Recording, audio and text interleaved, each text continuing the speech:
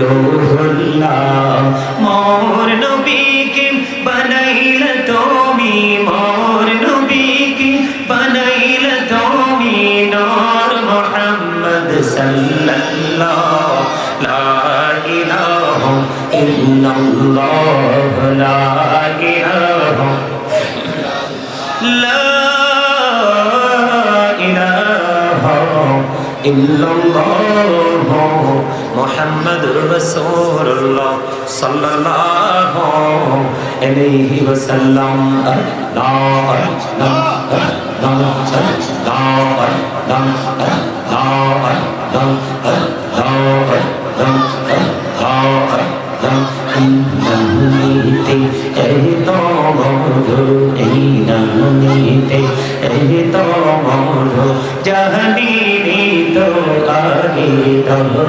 জাহানি তো আগে যতই যাবি নামিটি তোমার যতই যাবি নামিটি তোমার ততই মধুর লাগে দয়া ততই মধুর লাগে আল্লাহ আল্লাহ আল্লাহ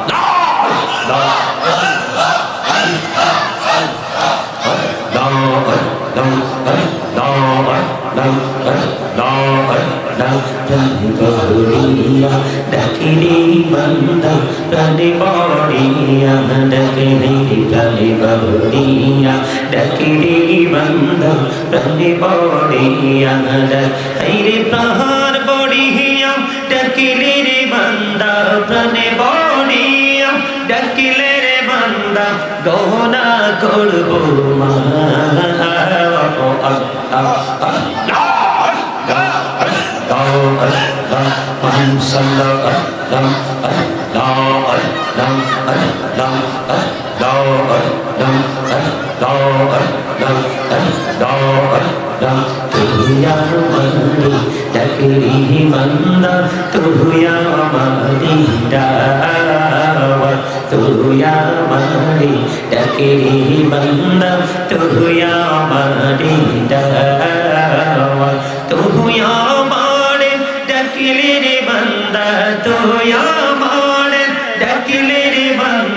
গহনা করবো মা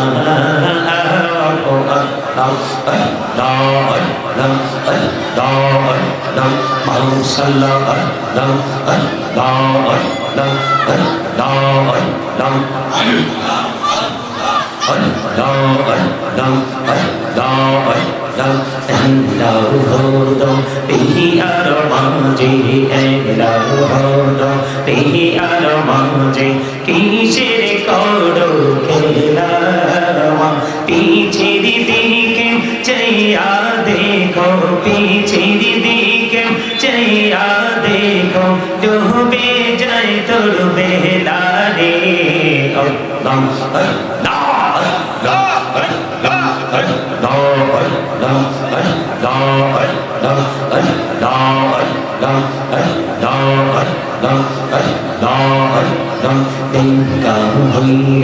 আল্লাহরে আউলি কৌশল আজম নামজার সোনি জায়গা হইলেন আল্লাহর আউলি কৌশল আজম নামজার সোনি বেলায়াতের আলোই বললো বেলায়াতের আলোই বললো পাখি ভূমি বাগিদা আওয়াত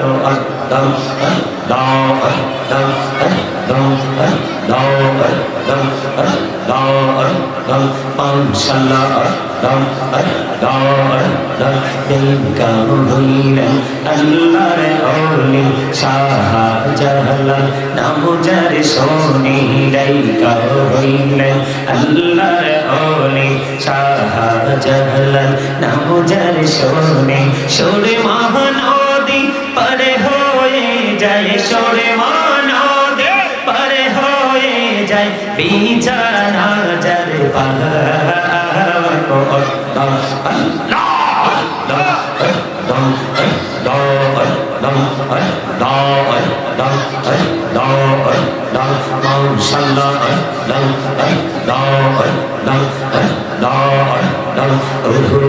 প্রাণী মুর্শিদ তুমি আমার হইও গো কান্ডারি ও প্রাণে মুর্শিদ তুমি আমার হইও গো কান্ডারি তোমার প্রেমে পইরারে মুর্শিদ তোমার প্রেমে পইরারে মুর্শিদ ছাড়লাম ঘর বাড়ি রে ও প্রাণে মুর্শিদ তুমি আমার হইও গো কান্ডারি ও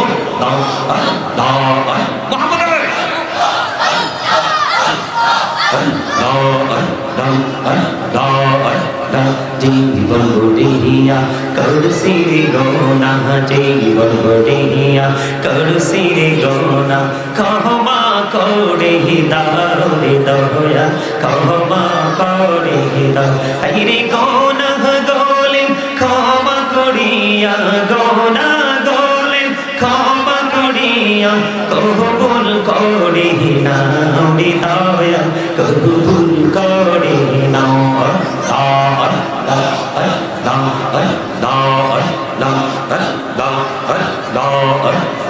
এই নামেতে এত মধু এই নামেতে এত মধু জাহানিনি তো আগে দয়া জাহানিনি তো আগে আইরে যতই জপি নামটি তোমার বাই যতই জপি নামটি তোমার ততই মধুর লাগে রে দয়া ততই মধুর লাগে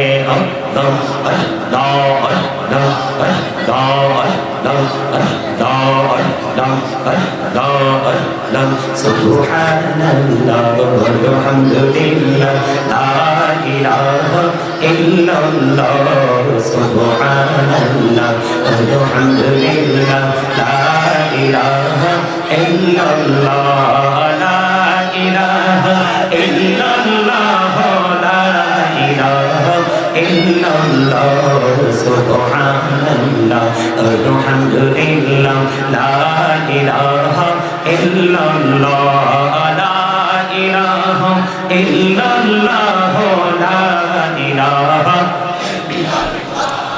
নহরি আমারি নহরির পতন জগৎ করলেন অজালা নহরি আমারি নহরির পতন জগৎ করলেন অজালা ঝাসরে করবেন তিনি উম্মতির ফায়সালা সুবহানাল্লাহ আলহামদুলিল্লাহ লা ইলাহা ইল্লাল্লাহ লা ইলাহা ইল্লাল্লাহ লা ইলাহা ইল্লাল্লাহ আরশি কুরসি লৌহ কলম সৃষ্টি জাহার ওসিলা আরশি কুরসি লৌহ কলম সৃষ্টি জাহার ওসিলা নিজে আল্লাহ খুশি হইয়া নাম রাখলেন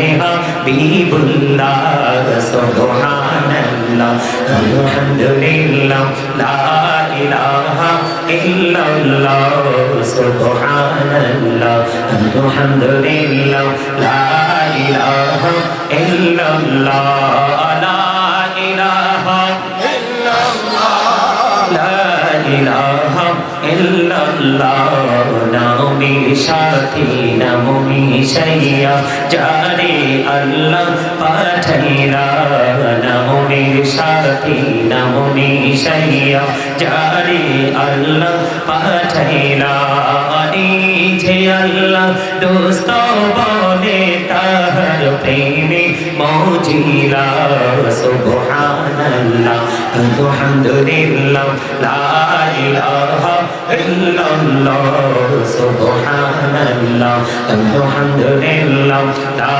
ইলাহা ইল্লাল্লাহ লা ইলাহা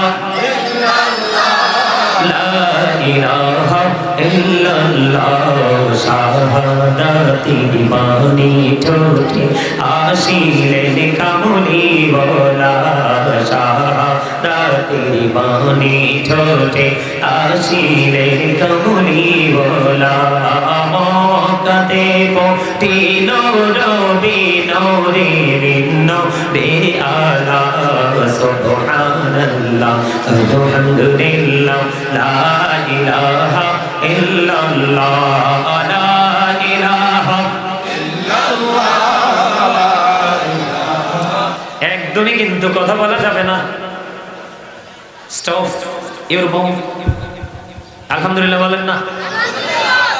মজার ওয়াজে ঢুকতে আছে, কিন্তু আশা করি আপনারাও মজা পাবেন। আমরা তো সবই নিতে চাই, তাই না? আল্লাহ চাই, রাসূল চাই, আবার আত্মার প্রশান্তিও চাই, ঠিক না? বন্ধুরে আমার, বলতে চেয়েছিলাম আমি, আল্লাহ রাব্বুল আলামিন বলেছেন হক্কানি আল্লাহর ওলির হাতের উপর আল্লাহর হাত। তাহলে আপনি আল্লাহর ওলির হাতে হাত রাখার আগে আপনি হাত দিয়েছেন আল্লাহর কুদরতি হাতে। এটা কোরআন থেকে তথ্য কালেক্ট করা, হাদিস নয়। কি নয়?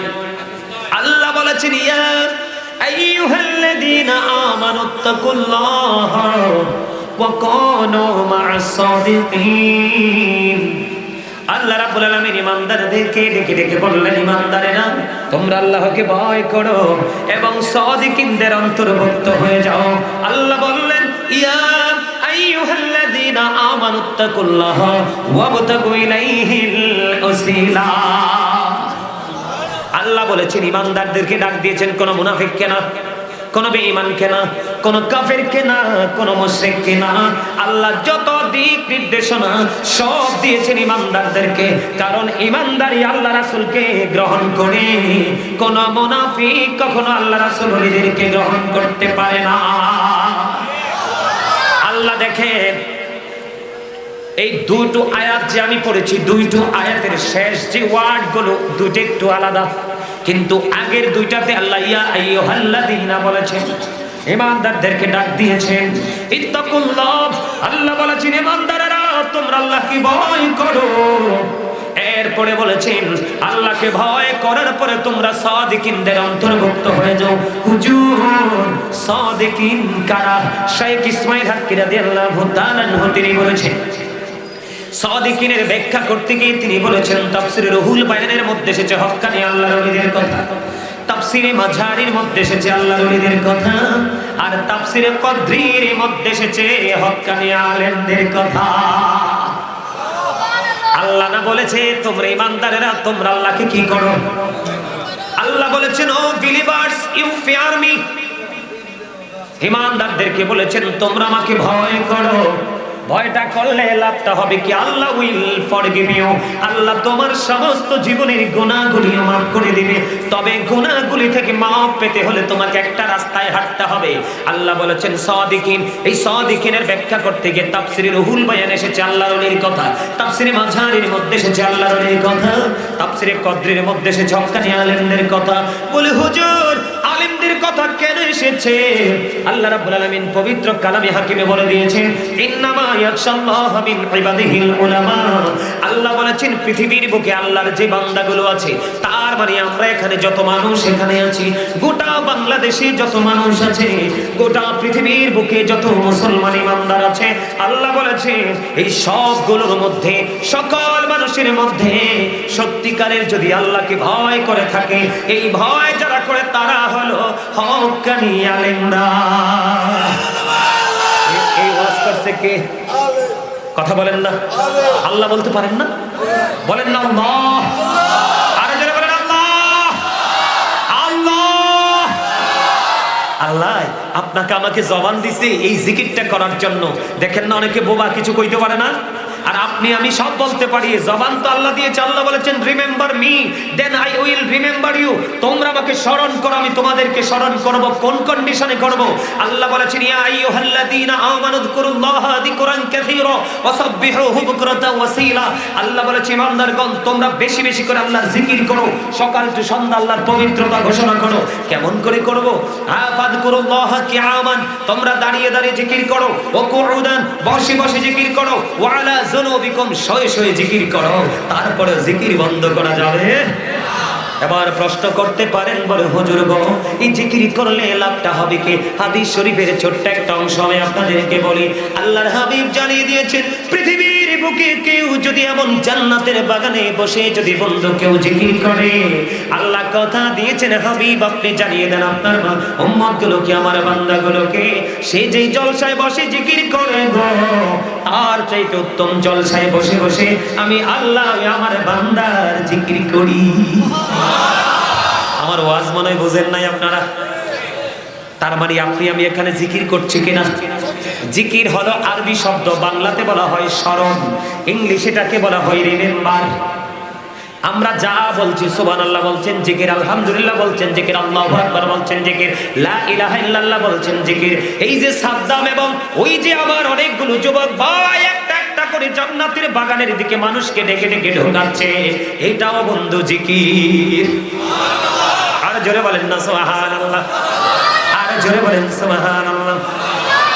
এই যে একটু আগে আমি বললাম, যদি তোমার ভালো না লাগে তুমি সোজা বাড়ি চলে যাও, ঘুমাও। এই যে আমি তাকে এখানে ডিস্টার্ব করা থেকে তাকে আমি বারণ করলাম, কি করলাম? তুমি ডিস্টার্ব যদি করার খেয়াল থেকে তুমি আউট হয়ে যাও, আউট অফ সাইট, ঠিক কিনা? এই যে বারণ করেছি এটাও জিকির। এই যে আমরা নামাজ পড়তেছি এটাও জিকির, হজ করতে যাই ওইটাও জিকির। জিকির মানে কিটা বুঝতে হবে আপনাকে। আল্লাহর শরণ, রাসূলের শরণ, দুইজনেরই জিকির। আমার কথা কি আপনারা বুঝতে পারছেন? আল্লাহর হাবিব বলেছেন জিকিরটা তোমরা এমন ভাবে করো মানুষ দেখলে যেন তোমাদেরকে পাগল বলে, পাগলের মতো জিকির করো। হুজুর কেন গো? সায়েন্টিফিকদের গবেষণায় উঠে এসেছে, অ্যাস্ট্রোনমার যারা তারা গবেষণা করেছে জিকির থেকে কি বার করা যায়, তারা বক্তব্য দিয়েছে জিকা ইজ দা হার্ট মেডিসিন, জিকির হলো হার্টের ঔষধ। আপনি যত জিকির করবেন আপনার হার্ট তত বেশি স্ট্রং হয়ে যাবে। তাইলে জিকিরে লাভ আছে না নাই? যারা বন্ধু তারা জিকির করতে করতে আল্লাহ ওয়ালা হয়ে গেছে, মদিনা ওয়ালা হয়ে গেছে। যার মনে ময়লা থাকে সে কখনোই আল্লাহ ওলি হতে পারে না। বলে হুজুর গো আপনি এত কনফিডেন্সলি কেন কথাটা বললেন? আমার রাসূল বলে দিয়েছেন প্রত্যেকটা জিনিসকে পরিষ্কার করার একটা যন্ত্র থাকে। আমরা যেই কোনো জিনিস পরিষ্কার করার যন্ত্র রাখি কি রাখি না? আছে না নাই?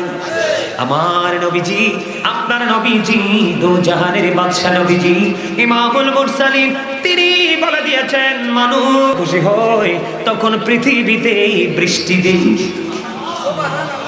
আল্লাহ গো আপনি আর যদি খুশি হন তাহলে কি করেন গো?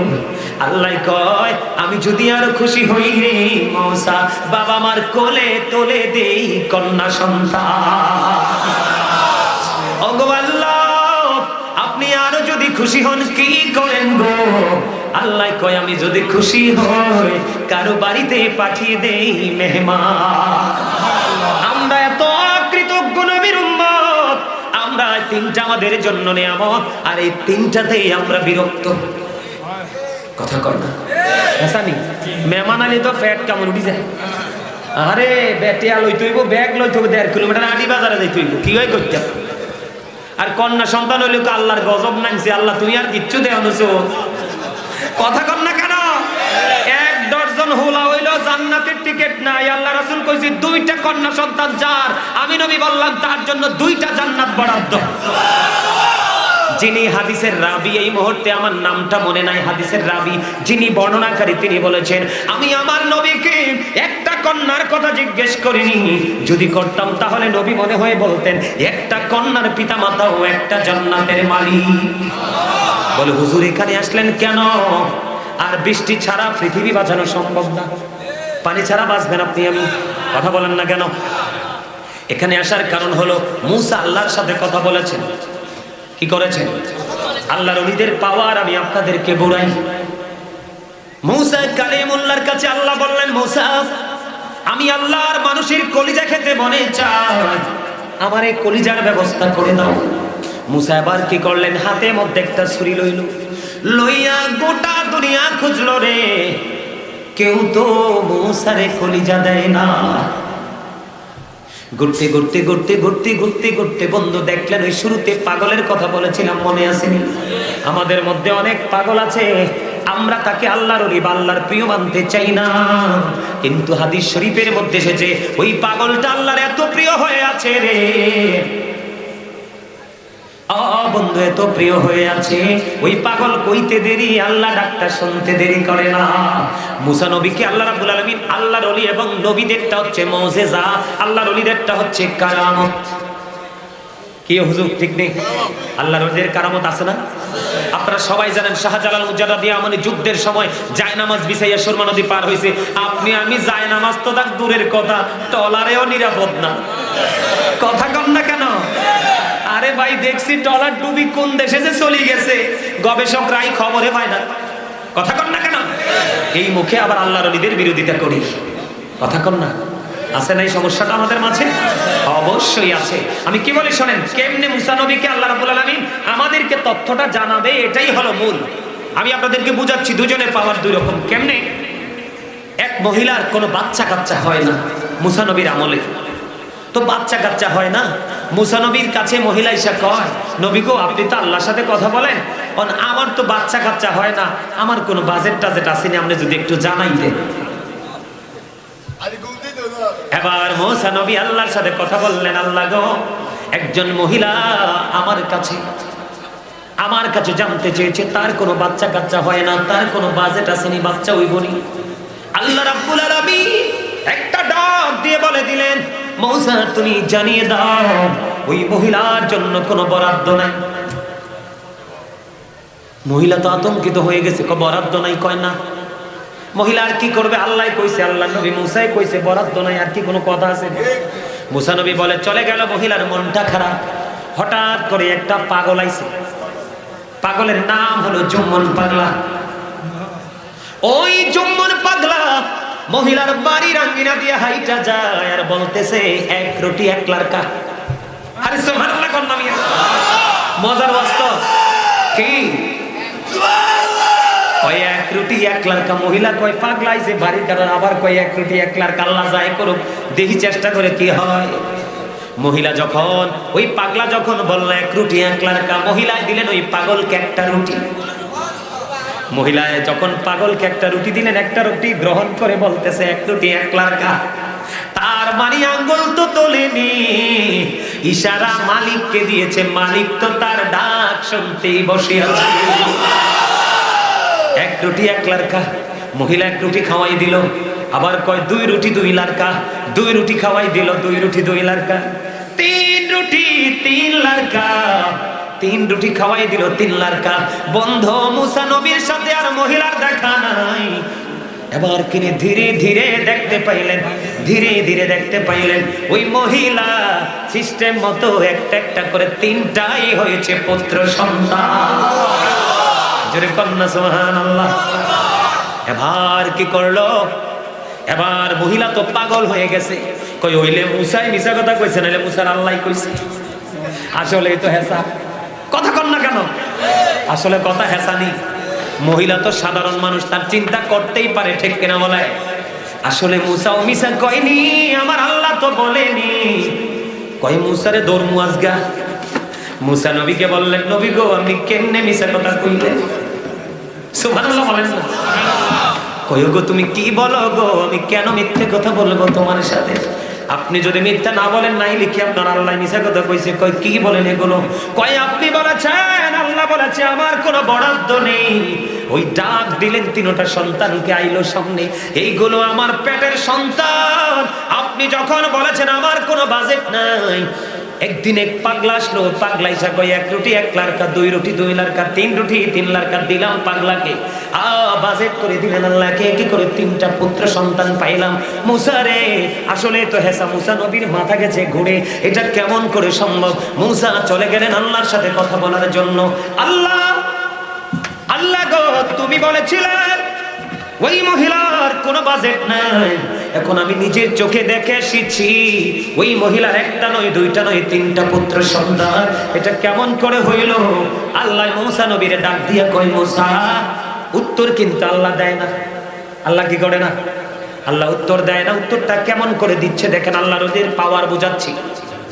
এবার মুসা নবী আল্লাহ ওই মুসা কালিমুল্লাহকে আল্লাহ ডাক দিয়া কয়, মুসা রে, আমার মানুষের কলজা খাইতে ইচ্ছা করছে, একটু যদি কলজা এনে দিতা।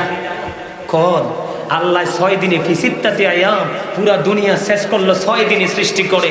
আল্লাহর কাছে মানুষের কলজা ব্যাপার? কথা বলেন না আপনারা, যে কথা না বললে তো আমি বুঝবো আমার কি আপনারা পছন্দই করেন না। আচ্ছা আমার পছন্দ হয়েছে না? না আপনাদের ওয়াজে অনেক বেশি মনোযোগ, অনেক বেশি মনোযোগ। আলহামদুলিল্লাহ, ইউ আর ভেরি সাকসেসফুল। আলহামদুলিল্লাহ। এবার আল্লাহ কইছে, মুসা রে, মানুষের কলজা খাইতে মন চায়। এবার মুসা নবী ছুরি একটা লইয়া সারা দুনিয়া ঘুরলো, সারা দিন ঘুরলো। ঘুরতে ঘুরতে ঘুরতে ঘুরতে দিন পার হয়ে গেল। হঠাৎ করে দেখলো গাছের নিচে পাগল বসে আছে। কি বসে আছে? পাগল বসে আছে। মুসা ডাক দিয়া কয়, ওই পাগল ডাক দিয়া কয়, আল্লাহর নবী মুসা, আপনি এদিকে আসেন। আইসে। কই কি ব্যাপার, আপনাকে বিচলিত দেখা যায় কেন? কয় সারা দুনিয়া ঘুরলাম, সমাধান হলো না। তোমার কাছে বললে কি লাভ হবে? একটু বললা দেখো না। মুসা তোমার কি হয়েছে আমাকে একটু বলো রে। এবার মুসা কালিমুল্লাহ ডাক দিয়া কয়, আল্লাহ যায় করে করে পাগলটা একটু হুনাই। এবার পাগলকে বললেন, পাগলা রে, সারাটা দিন আমি ঘুরলাম, সমাধান তো হলো না। মুসাকে আবার ডাক দিয়ে বললেন, মুসা তুমি কি সমাধান চাচ্ছ আমি বুঝতে পারছি। এবার কি করলেন? ওই পাগল নিজের জুব্বার পকেট থেকে একটা ছুরি বের করিয়া নিজের ভিতর থেকে বন্ধু কলিজা ছিঁড়ে বের করে নিল। কলিজা ছিঁড়ে মুসার হাতে দিলেন। শরীরের বিভিন্ন জায়গা থেকে গোশত কেটে কেটে মুসার কাছে দিল।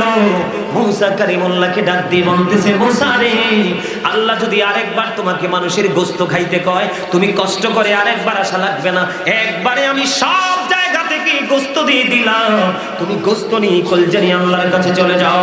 আল্লাহর কাছে মুসা নবী যাইতে দেরি রে ও বন্ধু, ওই লাকসাম বড়ই মুড়ি গ্রামের আমার ভাই বাবারা, মা বোনদেরকে বলছি, যাদের ঈমান আছে তোমাদের ঈমান আরো মজবুত হবে। আল্লাহর কাছে যাইতে দেরি, আল্লাহ রাব্বুল আলামিন মুসা কালিমুল্লাহর একটা ডাক দিয়ে বলল, মুসা রে, তোমাকে কি আমি এমন একটা কলজা দিয়া বানাইছিলাম না? তুমি সারাটা দিন ঘুরেছো, একটু কলজা ব্যবস্থা করতে পারো নাই। আমার ওই পাগল গাছের নিচে বসে আছে, তোমার মনের ভাষণা বুঝতে পেরেছে, ডাক দিয়ে বলছে, মুসা তুমি আমার কাছে আসো, সমাধান হবে। তার শরীরের গোশত কেটে দিল, কলজা কেটে দিল, বিভিন্ন জায়গার গোশত কেটে দিল। রে মুসা, ওই যে বলেছ আমি তোমাকে না করেছিলাম রে, এইটা আমার এমন একটা পাগল, এই পাগল যখন আমার কাছে চিঠি লিখে, আমি তার চিঠির উত্তর না দিয়ে পারি না। আমার পাগল ওই মহিলার জন্য আমার কাছে চিঠি লিখেছে, 3টা পুত্র সন্তান দিতে হবে রে, আমি খোদার ফিরাইতে পারলাম না, সঙ্গে সঙ্গে তার জন্য বরাদ্দ দিলাম 3টা ছেলে। জোরে কন্যা সুবহানাল্লাহ। আপনাদেরকে আমি একটা তথ্য দিব, এই কুমিল্লা ক্যান্টনমেন্ট থেকে একটু উত্তর দিকে আপনার, এটাকে কি জানি বলে, এবদারপুর, এটাকে খাতায় কলমে লেখে এতবারপুর, এমনি সবাই জানে প্রচলিত এবদারপুর নামে। ওইখানে একজন ফকির আছে, ওনার বাড়ি কই ঘর কই কেউ জানতো না। তিনি এখানে এসে আশ্রয় নিয়েছিলেন এক সময়, বহু বছর আগে। ওনাকে সবাই আতশালিশা ফকির নামে জানে। আমি ওনার উরুসে গিয়েছিলাম একবার, আমাকে প্রধান বক্তা হিসেবে দাওয়াত দিয়েছিল আজ থেকে 4-5 বছর আগে। আমি গিয়েছিলাম, এক আজব কাণ্ড আমি দেখেছি। বলে, হুজুর কি কাণ্ড দেখেছেন? যাইয়া দেখলাম ওখানে মাহফিল কমিটির কোনো তাবারুক করা লাগে না, সব তাবারুক এলাকার প্রত্যেকটা লোক ফজরের পরে রান্না করে করে আপনার ডেক সারি সারি সবারটা সবাই দেয়, সবারটা সবাই খায়। সুবহানাল্লাহ বলেন। উনি এমন একজন ফকির ছিলেন, এই ওনার এলাকায় তৎকালীন সময়ে এক ফকির, মানে গরিব আর কি, একটা গাভীর দুধ দুহাইয়া সংসার চালাতো। কি করতো? সংসার চালাতো। তো শাবানের চাঁদ চলে গেল, রমজানের চাঁদ উঠবেই, রাত্রিতে গাভীটা দুধ দেওয়া বন্ধ করে দিল। দোহন করতে গেছে, পায়ে লাথি দেয়। পায়ে কি করে? দুধ দোহন করতে দেয় নাই। মাসটা রমজান মাস। কি মাস? রমজান মাস। এখন ওই যে আতশালিশা ফকির, ফকিরের কাছে মহিলা যায় কান্দা কান্দা কয়, বাবা আমি তো এতদিন দুধ খাইছি, সামনে রোজার মাস, আমি গরিব মানুষ, আমার গাভীটা তো লাফালাফি করে দুধ দেয় না।